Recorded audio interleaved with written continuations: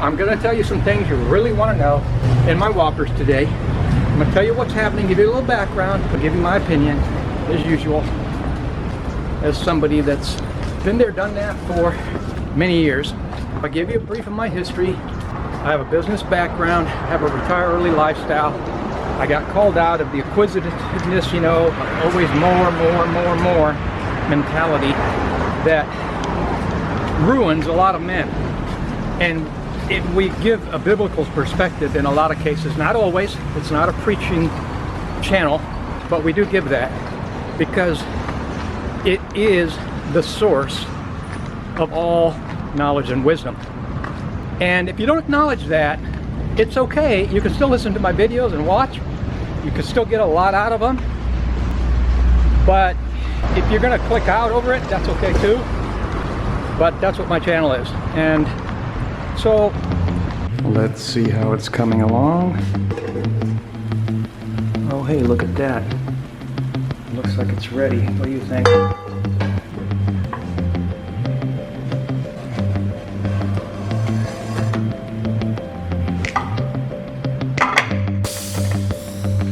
Frank made tortilla pizza. Yum. We've already had this once already. It was really good. Good morning, everybody. We're back talking about what's going on in life while we're living our retire early lifestyle. And in this case, we're abroad. We're to Vallarta. Here's one of the whoppers. I'll just get right into it. There are so many travel channels that are getting way more views than our channel. Now, a lot of you longtime people know why that is. And that's because, just in a nutshell, we don't caramelize. And so that's it. We don't caramelize. We don't candy coat. But we're still doing it. But the effect is that you've got these, I don't know how many, probably hundreds or even maybe thousands of vloggers that are favored just because people like to hear what feels good. And that includes, unfortunately, a lot of what passes as financial advice and information.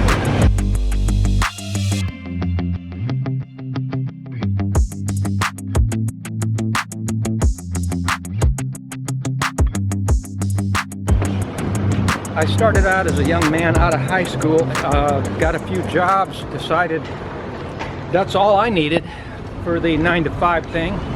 Decided it wasn't for me, went into my own business, had early success, learned a lot of lessons, was called out of just the acquisitive lifestyle, the acquisitive mindset that is so prevalent also in social media. A lot of people want to travel, a lot of people listen to a lot of these vloggers, and we are one.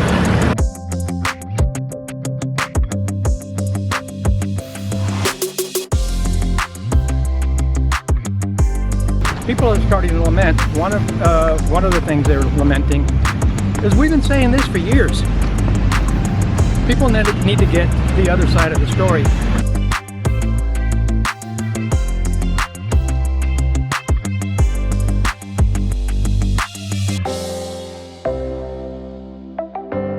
I mean, you know, 10 years ago, most Americans, this idea of leaving America, this is a big deal. This is mushrooming. It's getting bigger and bigger. The momentum is growing.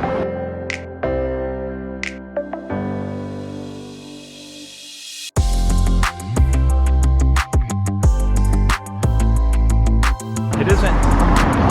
I think it's slowing down a bit. Depending on who you are, like us, based on 2020,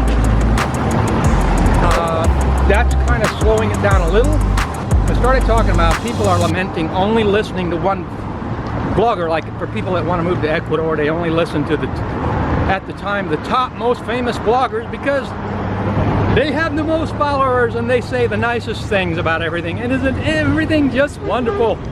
You know, And doesn't it feel great to believe that everything is just absolutely amazing? All you gotta do is get on a plane. If it's too good to be true, you heard that saying. Not trying to discourage anyone, just saying, don't you want to know the whole story? That's the whole thing.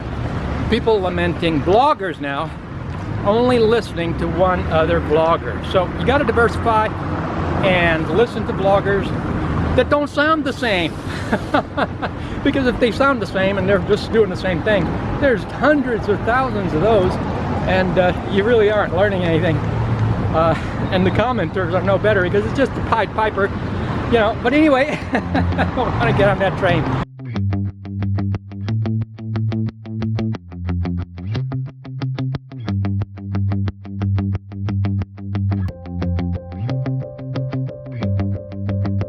The second thing people are lamenting is the prices. Now, this is not from like financial refugees. This is people that worked in six-figure, high-paying jobs pretty much almost all their lives, and they get into their mid-50s and do their retire early thing, and they start traveling the world and blogging. They get lots of views, but even they're lamenting the cost of travel. Why is that? Well, that's why. It's just what I just said earlier a minute ago. This thing has gone mainstream. The internet has blown everything up, and we need to do things differently now. If we do what everybody else does, you're going to find huge challenges. And one of them is the cost, which is a lot of times isn't really discussed. Now, it is discussed, but it's done so in a misleading way. Like, you'll have people, for example, I was watching a video a couple months ago. Oh, I retired in Ensenada, you know, $400, $450 a month or something rent, whatever, furnished, 2-3 bedroom, whatever it was. All sounds great. Oh, I can't do this, I'm from California, I can't do this in California. Great, great. When you get to Ensenada, you'll find you can't really find that rent. Why? Because everybody else is also looking for that rent. And Ensenada is only one city. And so you end up having to pay twice that. So if you're somebody on a $1,500 Social Security, just like that lady, not saying that this is what the conversation's about, just to say, whatever video you're watching, because you identify with the person, the idea, and what have you, and you're not getting the other side of the story, a lot of these videos are done for promotional. And it's sad. It's really sad, but it's true. You really have to, you know, kind of sift this stuff, as the saying goes, with a grain of salt. Just to buyer beware, caveat emptor. Do more research, which includes watching different channels that have different opinions, meaning the minority channels. Which means if you have a propensity for clicking on something because it has a lot of views, oh, this must be good. Be careful, that's a red flag. It's a red flag that a lot of people like what they're hearing. It makes them feel good. But anyway, that's another thing people are lamenting now, is the cost. Things are getting so popular because of the internet. Even well-off people are now lamenting the cost. And I'm seeing people that used to make videos about, oh, come here because it's this cheap. Now they're saying, oh, costs have increased. Now you need 2,000. Well, you know, we've always said, ever since we lived through the bubble, the Cuenca, Ecuador bubble, back in the mid-2015s, we were right smack in the middle of it. We watched it happen. We watched rents increase by 30-50% per year over several years. We've watched what crowds do to these places. We've talked about it for years. You're now seeing whole channels devoted. Back then we were the Lewis and Clark, the pioneers. The point is that nowadays you've got channels called over tourism. You can find them and look for them, but you got whole channels now dedicated to this concept that is actually happening. Over tourism, that is exactly what it is. And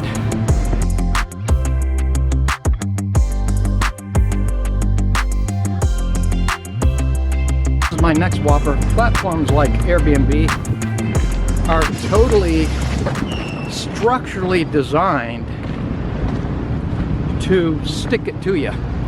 You know what I mean? Like when you go make airline tickets, the airline ticket websites have been doing this for forever. Where if you go and stay on the page a little too long, the price increases. Oh, price increases. I know what you're thinking. Oh, it's sold out. But when it happens every time, even on, and then if you close the page and go back, if you're going back and forth throughout the day, even on different dates, different flights, it's just, that there's an algorithm there, it. And I've had people on Airbnb, the hosts, actually tell me, because I'd say, well, your price was this much, what happened? Now it's like $100 more. And they'll answer back and say, oh, well, that's Airbnb, that's the algorithm. They might not use that word, but they'll say, well, that's Airbnb, that's what they do. So they don't have the consumer's best interest. And this is another thing that I'm talking about, which plays into everything that's happening in the background that has come to light ever since 2020. And this affects our plans of retiree lifestyle, especially people that are going abroad, because I don't need the confirmation. I'm doing these videos for you. You can see the confirmation and everything that's happening in some of these algorithms.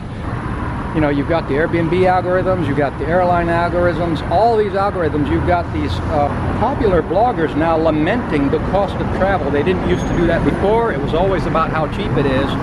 And then you see, like over the last several years, I've seen different programs that I purchased years ago. This is part of the same Whopper.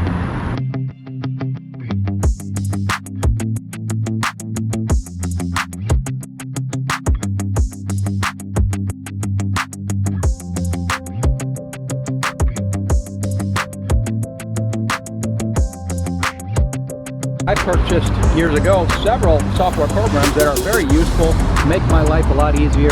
You make a one-time, lifetime purchase, it's a bargain. But then, recently,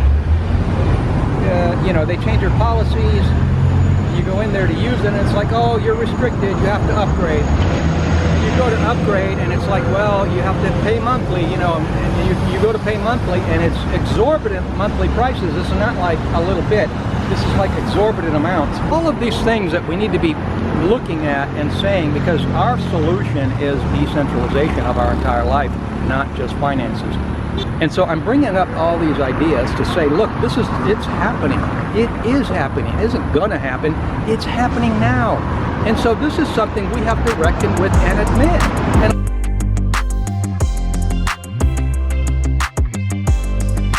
a lot of people and are not ready to admit. And I just want to help you see it, so that you can realize that, decentralization, perhaps we can find other software, perhaps other software developers can rise to the occasion and make open source software to compete with some of these things. On the other hand, some of these softwares you really don't really need them unless you're totally 100% intertwined in their system. Their technological, autocratic, slave control system. And we, step by step, seek to decentralize from it. And so it could very well be that we need to just start realizing that we need to kind of back off from some of these ideas that we had. Like, for example, I have a half a dozen inventions. I had an invention that was stolen, I've talked about before, and apparently other people have also been robbed by a certain invention company that has been advertising for decades to help people, and they just steal people's inventions. My invention is global. I'm just saying, I've had good ideas. I've got a half a dozen inventions. I do nothing with them because I have principles and boundaries. I won't do business with communists. I won't get dependent on online platforms. And this is part of a Whopper with the software, is that I used to sell on eBay. When I was in USA, I used to sell on places like eBay. Back then, the fees were 9%, and I thought they were high then. But they have increased 70% from that, and they now are 15%. This plays into the idea of you'll own nothing and be happy, because if you have to pay super high fees, plus when you add ridiculous communist, Marxist contributions on top of that, plus the inflation and the cost of living, you're basically a slave. We are all slaves if we don't pay attention to what's happening, be careful, and have solutions on how to overcome this. And making more money and getting wealthy is part of that, but how it's done is important. And a lot of people are online right now, you know, doing things that seemed like good ideas. Like when we left USA, it was a great idea, but after 2020 we see that there are some issues, and we have to be thinking about decentralizing. Like, we may need to start thinking about, and I think we do need to start thinking about private travel sources. That's decentralization of travel. And so we've got a whole list of things that affect our lives that we need to decentralize, and travel is one of them.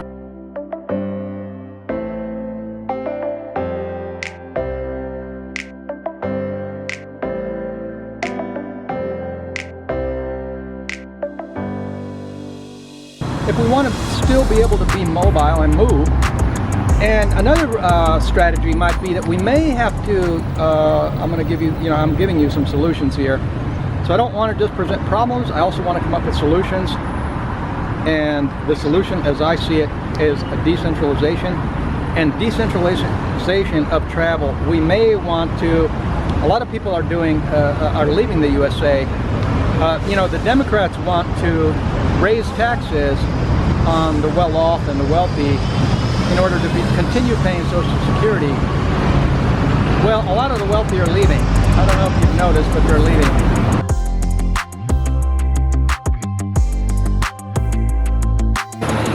We may want to start thinking about specific regions rather than global, where we don't have to depend so much on common commercial carriers, and where private forms of travel aren't strained and stressed. Like, for example, you would have to take a pretty strong and big jet to cross the Atlantic Ocean or something, and it would end up costing in a private form of travel, and only the various wealthy could be able to avail themselves. But if we're taking a private plane for a few hundred miles, well, that's a different story, right? Or 500 miles or so, or 1,000 miles, it would be a lot easier to do. That's all I'm saying. So there you have it. We've touched on some of the things, and we've given a little tidbit of what some possible solutions are. So let me know in the comments below what you think of all those things. Leave us a comment. Thanks for coming to my video, and have a wonderful day.